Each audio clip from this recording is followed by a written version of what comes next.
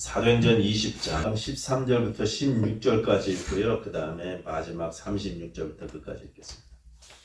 우리는 앞서 배를 타고 아소에서 바울을 태우려고 그리로 가니 이는 바울이 걸어서 가고자 하여 그렇게 정하여 준 것이라. 바울이 아소에서 우리를 만나니 우리가 배에 태우고 미둘레네로 가서 거기서 떠나 이튿날 기호 앞에 오고 그 이튿날 사모에 이르고 또 그 다음날 밀레도에 이르니라. 바울이 아시아에서 지체하지 않기 위하여 에베소를 지나 배 타고 가기로 작정하였으니 이는 될 수 있는 대로 오순절 안에 예루살렘에 이르려고 급히 가미르라. 36절부터 읽겠습니다. 이 말을 한 후 무릎을 꿇고 그 모든 사람들과 함께 기도하니 다 크게 울며 바울의 목을 안고 입을 맞추고 다시 그 얼굴을 보지 못하리라 한 말로 말미암아 더욱 근심하고 배에까지 그를 전송하니라. 아멘. 기도하겠습니다. 아버지 하나님, 하나님께서 우리를 얼마나 사랑하시는지, 또 우리 교회 예수 그리스도의 몸된 이 교회가 하나됨을 얼마나 귀하게 여기시는지 오늘 말씀을 통해서 생각하게 하시고, 또한 우리 삶 가운데 주의 뜻을 이루기 위해 순종해야 될 것이 무엇인지 깊이 바라보는 시간 될 수 있도록 하나님 우리를 축복하시고 인도해 주시옵소서. 이 말씀 가운데 역사하시는 하나님의 음성을 듣게 하여 주시옵소서. 예수님 이름으로 기도하였습니다. 아멘.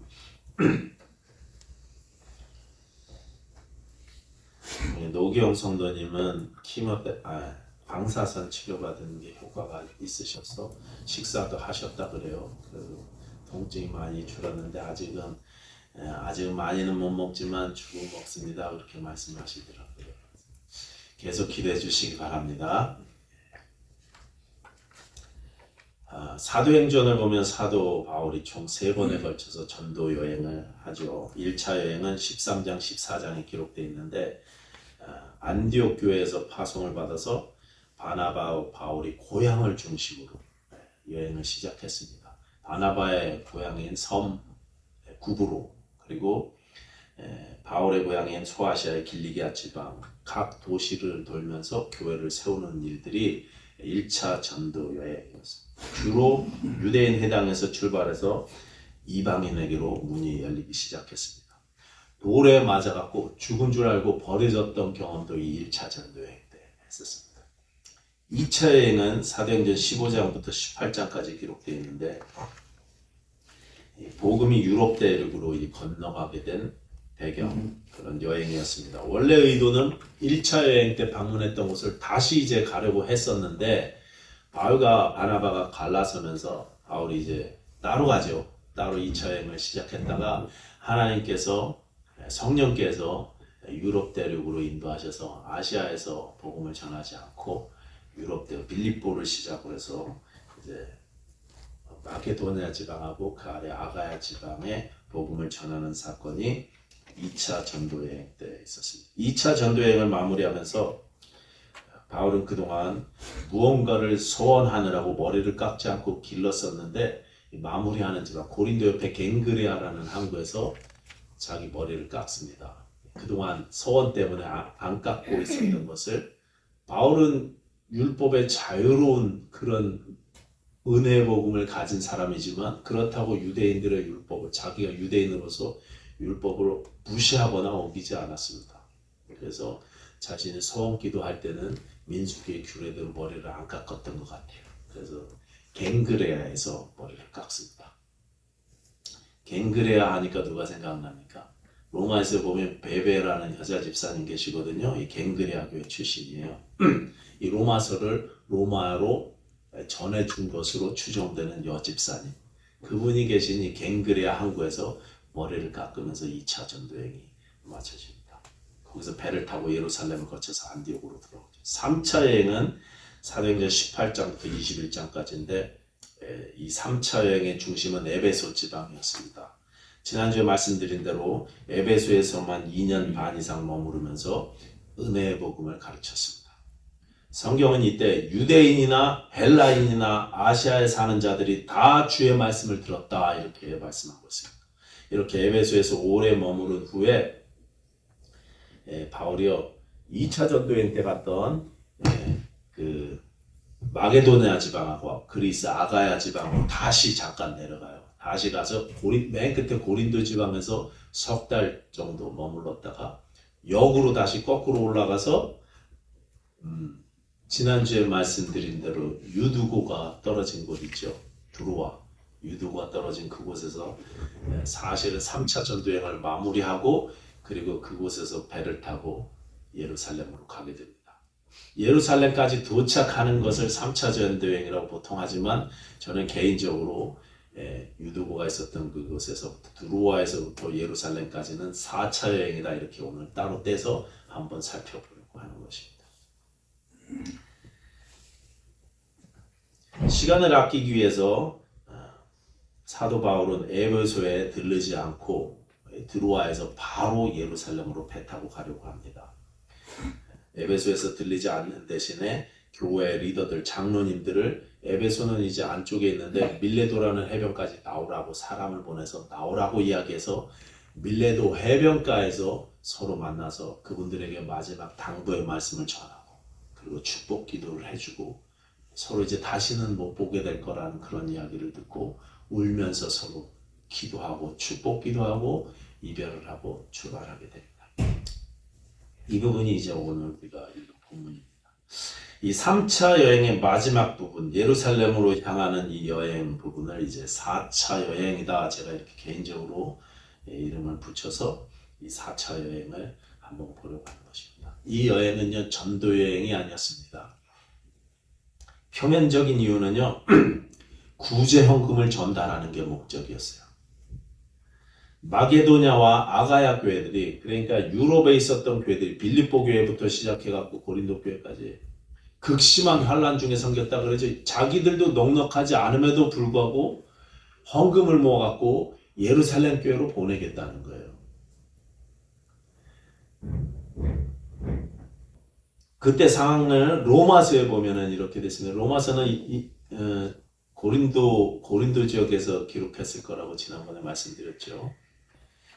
로마서에 이렇게 되어 있습니다. 로마서 15장 25절 26절 그러나 이제는 내가 성도를 섬기는 일로 예루살렘에 가노니 이는 마게도냐와 아가야 사람들이 예루살렘 성도 중 가난한 자들을 위하여 기쁘게 얼마를 연보하였습니다. 이렇게 썼어요. 당시에 예루살렘은요 여전히 유대교의 중심지였습니다. 거기서 예수교를 믿는 거는요 핍박을 각오한 일이었고 공동체에서 제외되는 것을 각오한 일이었습니다. 공동체에서 제외되면요 경제생활부터 망가져요. 먹고 살 일이 막막해집니다. 예수 믿으면요 어려움이 왔어요. 더군다나 당시에는 이 아가보 선지자가 예언한 대로 그 황제 누구 때죠? 글라우디오 때 흉년이 들었어요. 큰 기근이 들어갔고 다들 먹고 살기 힘들었을 때였는데 그런데 더더군다나 거기서 기독교인들은 더 힘들었다는 것입니다. 그 소식을 듣고 유럽에 있던 이방 교회들이 예루살렘의 가난한 성도들을 위해서 헌금을 모은 것입니다. 그 연보 헌금을 바울이 전달하려고 했던 것이 4차 여행인 것입니다. 그런데 우리가 이제 한번 생각해 봐야 되죠. 왜 헌금을 전달하는 게 단순히 목적이라면 돈 보내주려고 하는 거면 다른 제자들 시키면 되지 않습니까? 신실한 분들 많잖아요. 같이 가셨던 분들 디모데도 있고 실라도 있고 브리스길라와 아굴라도 계속 같이 하고 있지 않습니까? 그분들 보내면 되는데 왜 바울이 헌금을 본인이 직접 들고 가야 했을까요? 자기는 그냥 안디옥 본교회로 가고 헌금은 믿을 만한 사람 시켜서 보낼 수도 있었는데 바울은 그렇게 하지 않습니다. 그것도 오순절 안에 도착하려고 급하게 움직였다. 오늘 본문 읽은 본문에 그렇게 이야기합니다. 에베소에 들어가면 시간을 뺏길 것 같으니까 에베소 장로들을 밀레도 바닷가로 나오라 그래갖고 교회로 가지 않고 2년 동안 그렇게 간절히 2년 반 동안 사역했던 그곳으로 가지 않고 바닷가로 불러내서 바닷가에서 이별을 했어요. 모래사장에서 서로 끌어안고 울면서 마지막 작별 인사를 했습니다. 그래서 사도행전 20장 16절 이렇게 말합니다. 바울이 아시아에서 시간을 보내지 않으려고 에베소를 지나 배 타고 가기로 작정하였으니 배 타고 에베소를 지나 패싱하기로 작정했어요. 이는 될 수 있는 대로 오순절 안에 예루살렘에 이르려고 급히 가미러라. 오순절에 가려고 오순절에 맞추려고 급하게 가는 거예요. 오순절은요 단순한 절기가 아니었습니다. 특별히 교회엔 그렇죠. 교회가 시작된 날이 오순절이고 전 세계 디아스포라 흩어져 있는 유대인들이 예루살렘에 집결하는 날이 오순절이었습니다. 그리고 그날에 맞춰서 사도가 지금 자신이 직접 거둔 이방교회 헌금을 손에 들고 예루살렘에 가려고 하는 것입니다. 온 세계에 흩어진 유대인들이 모여드는 그 예루살렘에 내가 가려는 것입니다. 단순한 방문이 아니고 특별한 목적이 있는 방문이었다는 사실을 제가 말씀드리고 싶은 것입니다. 그래서 로마서 15장 28절 보시면요. 그 방문에 대해서 사도 바울이 이렇게 이야기합니다. 로마서 15장 28절인데 여러분 메모해 놓으시고 나중에 한번 잘 묵상해 보세요. 이 일을 마치고 이 열매를 그들에게 확증한 후에 너희에게 들렀다가 서바나 스페인으로 가리라 이렇게 되어 있습니다. 여기 확증이라는 말을 썼죠. 스프라기죠. 성경 원래 말은 스프라기죠 이런 단어입니다. 이 단어는요 전달하다가 내가 이 열매를 이 사랑의 열매 이 헌금을 너에게 전달한 다음에 예루살렘 교회에 전달한 다음에 그 다음에 로마로 갈 거야 이렇게 이야기하지 않고 내가 이 열매를 헌금을 그들에게 확증한 후에 로마로 갈 거야 이렇게 이야기합니다. 확증하다는 말은요 전달한다는 뜻이 아니고 도장을 찍는다 이런 뜻입니다. 봉인한다 이런 뜻입니다. 그러니까 이 구제헌금은요 단순히 돈을 전달하는 그런 행위가 아니었던 것입니다. 이방인 신자들이 유대인 형제들을 위해서 정성을 모아갖고 그래갖고 지금 예루살렘에 보낸 이 행위는 복음 안에서 두 교회가 신학은 다르지만 두 교회가 하나가 된다는 사실을 확증해 보이는 증명해 보여주는 그런 사건이라는 것입니다. 제가 신학이 다르다 그랬는데 그 당시에 교회의 이런 신앙이 점점점 확립돼가는 과정에서 아직도 에베소에는요 예루살렘은 야고보 사도를 중심으로 유대인들이 여전히 율법을 프랙티스하는 성도들이 있었어요. 사도 바울은 바나바를 중심으로 해서 율법은 예수님이 완성하셨으니까 이방인들은 율법으로부터 자유롭다는 가르침을 계속 가르치고 있었어요. 근데 사도행전 뒷부분에 가서 보시면 계속 이 가르침들이 충돌하고 있는 거 우리가 알고 있습니다. 바울은 이 헌금을 통해서 이방 교인들의 사랑과 믿음이 진실하다는 것을 유대인들 교회에 공식적으로 도장 찍듯이 보여주고 싶었던 것입니다. 복음 안에서 이방인 교회와 유대인 교회가 하나라는 것을 보여주고 싶었던 것입니다. 그런데 이 4차 여행에는 심각한 문제가 하나 있었어요.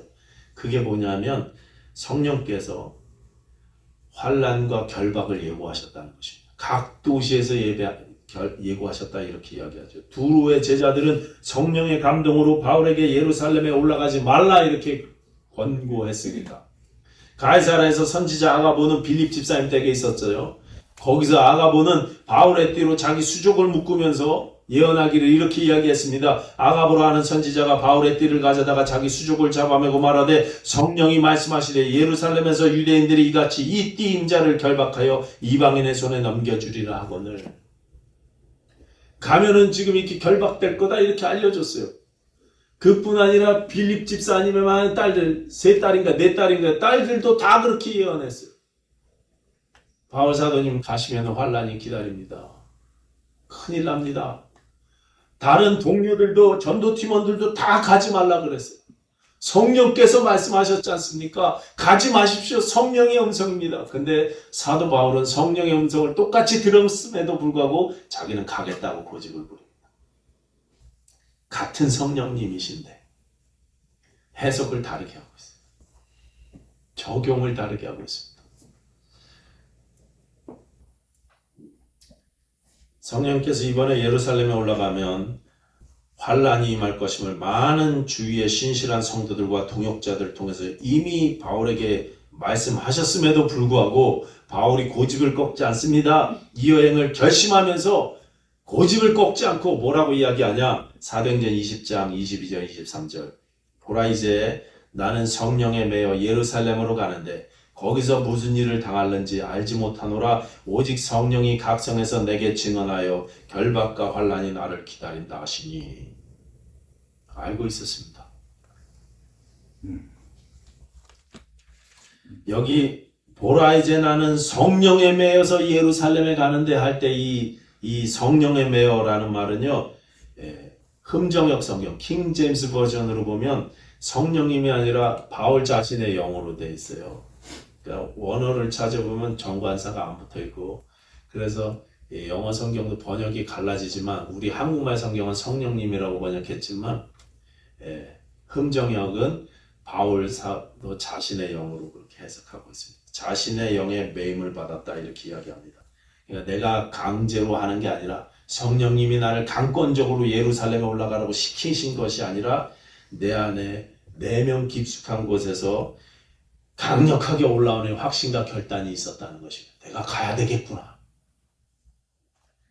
성령이 이미 환난을 예고하셨음에도 불구하고 바울은 자신이 가장 깊은 곳에서, 영혼 깊은 곳에서 가야 된다는 확신을 느꼈습니다. 그렇기 때문에 너 가면 환난을 당할 거야 이런 예고는 금지가 아니라 사전 준비였던 것입니다. 각오하고 가라 이런 말씀으로 바울이 받아들인 것입니다. 환난을 예고하셨고 결박을 예고하셨지만 막지는 않으셨다는 거죠. 그래서 바울은요 흔들리지 않습니다.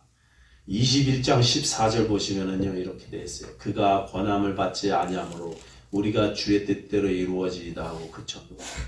바울을 사랑하는, 이 사도를 사랑하는 주의 제자들이, 동역자들이 계속 가시지 말라고, 하실 일이 얼마나 많냐고, 더 계속 주님 앞에 쓰임 받으셔야 되지 않느냐고, 환난이 기다린다고 말씀하시는데 다 그렇게 이야기하는데 왜 올라가십니까? 계속 말렸음에도 불구하고 바울이 권함을 받지 않습니다. 고집을 꺾지 않습니다. 그러니까 주의 뜻대로 이루어지이다. 그렇게 주님께서 뜻대로 하실 것입니다. 이렇게 이야기하고 그쳤다는 것입니다. 주변 사람들도 결국 인정했습니다. 바울의 영이 붙잡힌 이 성령의 뜻, 그것이 하나님의 뜻이라고 인정한 것입니다. 환난과 핍박이 기다리고 있어도 심지어 목숨을 잃게 된다고 할지라도 자기가 직접 가야만 했던 이유, 그것은요 유대인 교회와 이방인 교회가 복음 안에서 하나라는 사실을 보여주고 싶었던 것입니다. 성령의 뜻이라는 사실을 확신한 것입니다.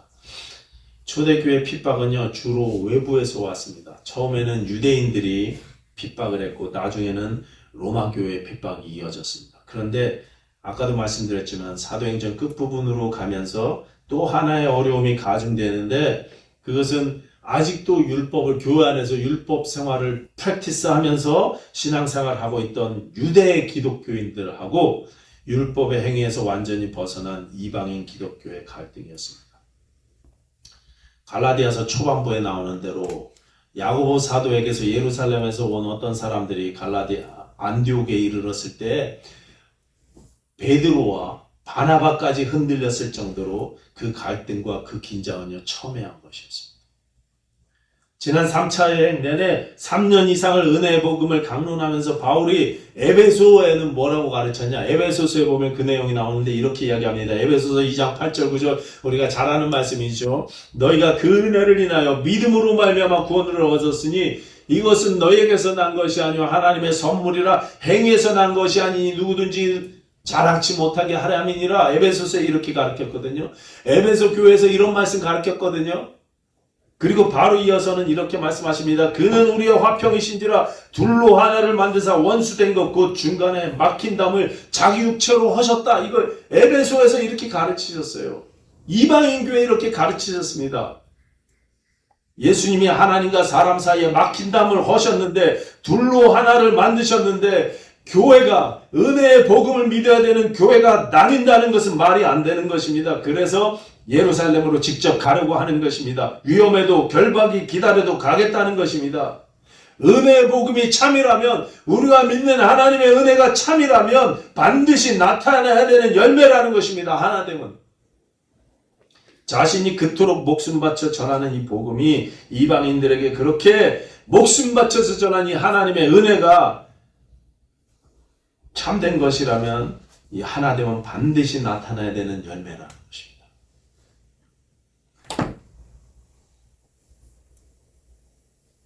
그래서 사도행전 20장 24절 유명한 고백하죠. 나의 달려갈 길과 주 예수께 받은 사명 곧 하나님의 은혜의 복음을 증언하는 일을 마치려 하면은 나의 생명조차 조금도 귀한 것으로 여기지 않는다. 은혜의 복음을 증언하는 일을 마치는 것. 자기가 이제 헌금을 걷어서 예루살렘에 전달하는 일이요. 은혜의 복음을 마치는 일이래요. 은혜의 복음을 증언하는 일을 마치는 게 헌금 전달. 오순절에 그곳에 가서 전달하고 싶다는 거예요. 은혜의 복음을 마치기 위해서 전하는 것을 마치기 위해서. 결박이 기다리는 것을 알고 있습니다. 실제로 예루살렘에서 체포됐고 재판을 받았고 로마로 압송되었고 나중에는 감옥에 갇혀서 순교까지 당했어요.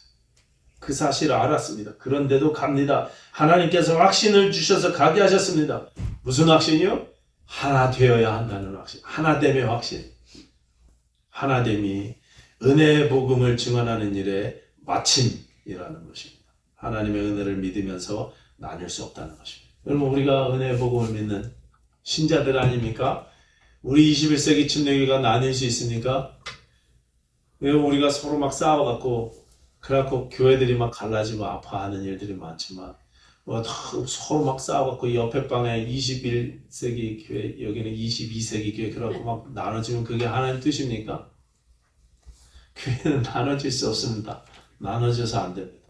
혹시라도 우리 삶 가운데 나눠지는 일들이 있다면 우리 교회가 나눠지려고 한다면 내 가정에 어려움이 있어서 나눠지려고 한다면 부부가 나눠지려고 한다면 내 이웃의 관계들이 내 주변의 모든 관계들이 나눠지려고 한다면 은혜의 복음을 아는 사람들이 먼저 손을 내밀어야 돼요. 먼저 내미실 수 있어야 돼요. 먼저 용서하시고 용납할 수 있어야 됩니다. 하나님의 은혜를 믿으면서 나눌 수는 없는 것입니다. 1700년대 영국의 기독교 부흥운동을 일으키셨던 감리교 운동을 일으키셨던 대표적인 두 분 있죠. 조지 위필드라는 분하고 그 다음에 존 웨슬레입니다. 이 두 분은 결정적으로 둘 다 훌륭하신 분들이지만 결정적으로 차이가 있었는데 조지 위필드는요 칼비니즘을 믿었어요. 하나님께서 자기 백성만 구원하신다는 것입니다. 선택하신 예정하신 자기 백성만 구원한다는 칼빈의 교리를 믿었습니다. 요한 웨슬레는 알미니안주의자였습니다. 그래서 믿는 자는 누구나 구원받는다 이렇게 가르쳤습니다. 위필드는 자신이 믿는 것을 칼빈주의라고 하지 않고 은혜의 doctrine of grace 이렇게 불렀습니다. 웨슬레가 워낙 강력하고 확고하게 칼빈주의를 비난했기 때문에 당시 영국에서는 이 조지 위필드를 이단 취급까지 했었다고 해요. 그래서 이분이 굉장히 어려움을 많이 겪었죠. 요한 웨슬레가 자기가 미국에 와갖고 미국 조지아주를 주로 사역했다가 거기서 실패한 경험이 있어갖고 조지 위필드하고 교제할 때는 보냈거든요. 그래서 조지 위필드가 미국에서도 사역을 했었어요. 영적 대각성을 운동을 일으켰던 조나단 에드워즈에게 큰 감동을 줬고 조나단 에드워즈는 굉장히 이성적인 분이고 굉장히 날카롭게 그 이성적인 분이셔갖고 설교를 들으면서 막 감동을 받고 눈물 흘리고 이런 거 없었는데 조지 위필드 목사님 설교를 들으면 막 통곡을 하면서 들으셨대. 에드워즈가 그러실 정도였다고 합니다. 미국에서 동남부에 있었던 흑인들에게 복음을 쉽게 가르쳐갖고 그분들이 글을 모르니까 복음을 아주 쉽게 가르쳐갖고 흑인 영가의 대부분들은 굉장히 내용이 단순하지 않습니까? 한두 문장으로 되어 있는데 조지 위필드 설교에 영향을 받았고 흑인 영가들이 그렇게 나왔다고 알려져 있습니다. 그만큼 위필드는 대단하신 분이었습니다. 그럼에도 불구하고 웨슬레가 워낙 신학적으로 첨예하게 대립했기 때문에 웨슬레의 공격을 받아 어려움을 많이 겪었어요. 원래 조지 위필드의 감리교회가 웨슬레의 감리교회보다 1년 반 먼저 설립되었지만 위필드는 자신의 이름으로 어떤 조직이 만들어지거나 교단이 만들어지거나 자신이 조직이 수장되는 것을 원하지 않았습니다. 그래서 자신을 공격한 요한 웨슬레에게 그 자리를 양보했어요. 교회 하나됨 때문에 그렇게 한 것입니다. 나중에 자신을 따르던 또 동료들과 사역자들, 동료 사역자들이 왜 그렇게 하십니까? 왜 그렇게 하십니까? 목사님 왜 그렇게 하셨어요? 목사님이 먼저 하셨잖아요. 목사님의 이 감리교 세력이 훨씬 더 크잖아요. 왜 양보하십니까? 그렇게 따지니까요. 이분이 그렇게 대답했대요. 도대체 칼빈은 무엇이고 루터는 무엇입니까? 우리는 인물들과 분당을 넘어선 그 이상의 것을 바라봅시다. 우리는 그분만이 전파되도록 하십시다. 나는 누가 제일 윗자리에 있는가에 관심이 없습니다. 나는 내 자리를 압니다. 그것이 모든 사람의 종이 되는 자리일지라도 마다하지 않겠습니다. 나는 내 이름을 따르는 무리를 원치 않습니다. 그래서 오늘날 이제 감리교의 지도자는 창시자는 위필드가 아니라 요한 웨슬레로 그렇게 알려지게 되었죠. 나중에 사람들이 물어봤답니다. 위필드 목사님, 천국에 가면은 우리가 요한 웨슬레를 볼 수 있을까요? 저 알미니안주의 행위 구원을 믿는 것 같은, 가르치는 것 같은 저런 요한 웨슬레 목사님도 천국에 있을까요? 천주교하고 비슷한데 그렇게 물어봤더니 위필드가 이렇게 대답합니다. 예, 우리는 천국에서 웨슬레를 보기 어려울 것입니다. 그는 주님과 너무 가까이 있어서 우리와는 멀리 떨어져 있을 것이기 때문입니다. 그렇게 대답했대요. 요한 웨슬레가 신앙이 잘못돼서 천국에서 우리가 못 보는 게 아니라 그분 천국에 가시는데 예수님과 너무 가까이 있고 우리는 멀리 떨어져 있어서 그분을 못 보게 될 것입니다. 그렇게 대답했다는 거죠. 유명한 이야기죠.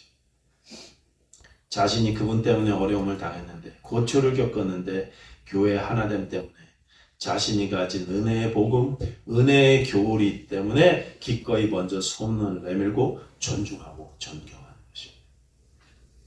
여러분, 하나님께서는요 우리에게 하나됨을 요구하십니다.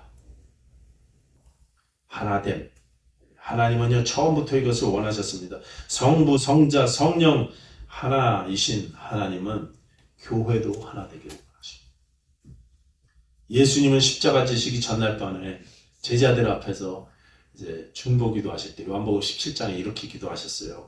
아버지요, 아버지께서 내 안에, 내가 아버지 안에 있는 것 같이 그들도 다 하나가 되어 우리 안에 있게 하사 세상으로 아버지께서 나를 보내신 것을 믿게 하옵소서. 그들도 다 하나가 되게 하여 주시옵소서.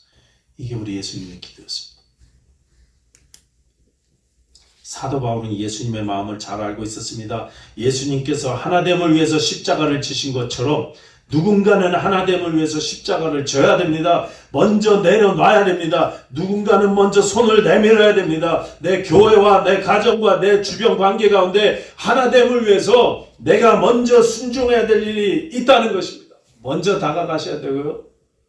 십자가를 지셔야 돼요.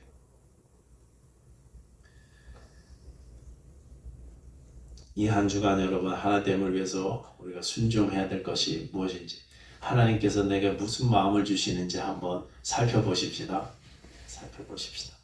그리고 깊이 교회 하나됨, 내 가정과 또 내게 주신 관계 하나됨을 위해서 생각해 보시는 그런 한 주 됐으면 좋겠습니다. 기도하겠습니다.